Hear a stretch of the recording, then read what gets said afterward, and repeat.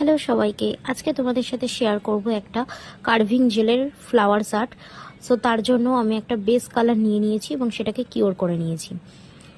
দেন আমি কার্ভিং জেলটাকে আমার ফিঙ্গারের সাহায্যে যেই স্টোনগুলোকে অ্যাপ্লাই করেছিলাম তার চারপাশে বসিয়ে নিয়েছি এবং একটা অ্যাপ্লিকেটার দিয়ে টপ কোটের সাহায্যে আমি কার্ভিং জেলটাকে এমন একটা শেপ দেবো যাতে একটা ফ্লাওয়ার্সের পাপড়ির মতো মনে হয়। দেখো, আমি হালকা হাতে এটাকে হালকা হালকা প্রেস করে করে আমি একটা শেপ দেওয়ার চেষ্টা করেছি।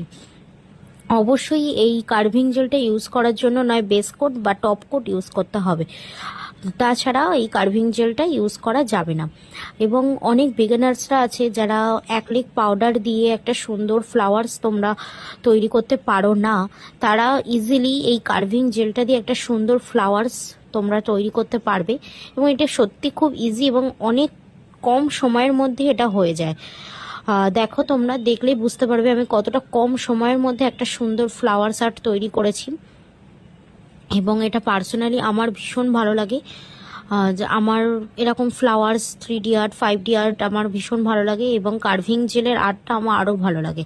দেখো, এটা আমি কিওর করে নিয়েছি। আবার আমি একটা আবার একটু কার্ভিং জেল নিয়ে একটা সুন্দর ফ্লাওয়ার্সের মতো আমি তৈরি করেছি যাতে দেখতে সুন্দর লাগে। দেখো তোমরা এটা